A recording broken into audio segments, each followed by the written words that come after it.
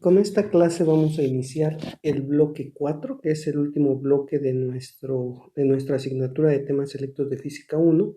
Y en esta vamos a ver la magnitud, que es llamada cantidad de movimiento lineal.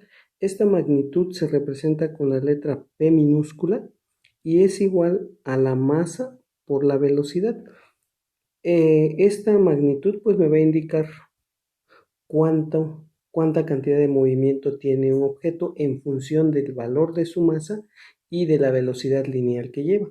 Por ejemplo, si esta tiene una masa, este objeto o esta camioneta tiene una masa de 2000 kilogramos, vamos a suponer, y va a una velocidad de 5 metros por segundo, entonces tendría una cantidad de movimiento lineal que sería P es igual a la masa, que es 2000 kilogramos, por la velocidad, que es 5 metros por segundo. Entonces la cantidad de movimiento lineal sería 10.000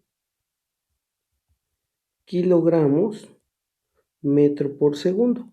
Así se representa, o esas son las unidades de la cantidad de movimiento, el kilogramo metro por segundo. Otro ejemplo, vamos a suponer que este objeto, esta pelota, tiene una masa de 300 gramos, o sea 0.3 kilogramos, y que lleva una velocidad lineal de 10 metros por segundo, vamos a suponer. Entonces la cantidad de movimiento lineal para este objeto sería P minúscula es igual a masa por velocidad. Entonces P minúscula sería la masa, que es 0.3 kilogramos, por la velocidad, que son 10 metros por segundo, sería igual a 3 kilogramos metro por segundo.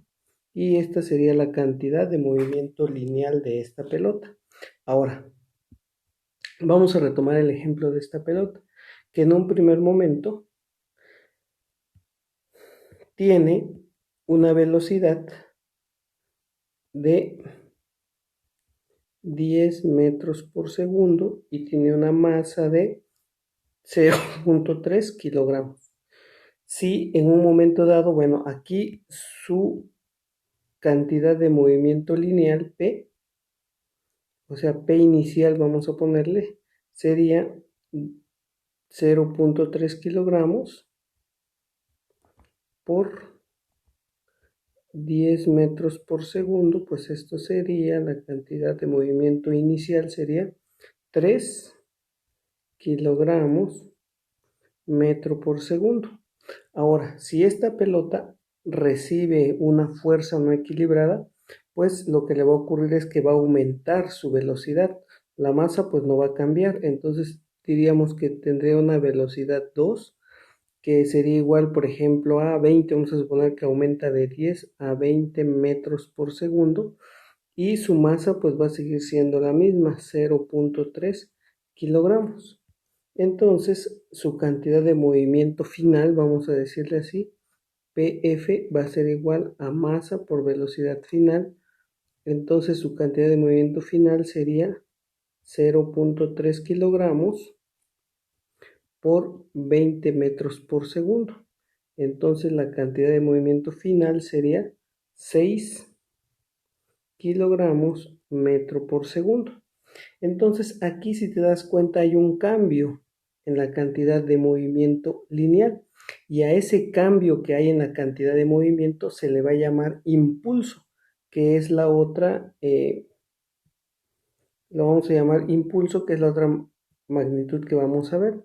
Entonces podemos definir al impulso como el cambio en la cantidad de movimiento, en la cantidad de movimiento.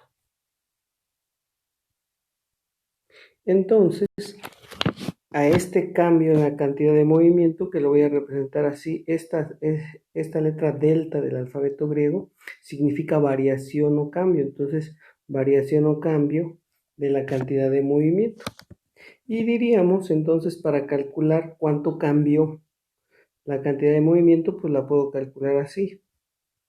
Variación en la cantidad de movimiento va a ser igual a la masa,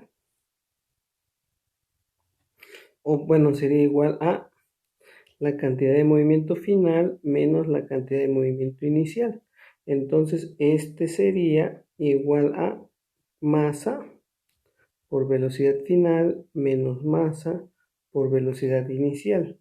Entonces tendría yo que el cambio en la cantidad de movimiento, si saco como factor común a la masa, sería masa por velocidad final menos velocidad inicial. Y a esto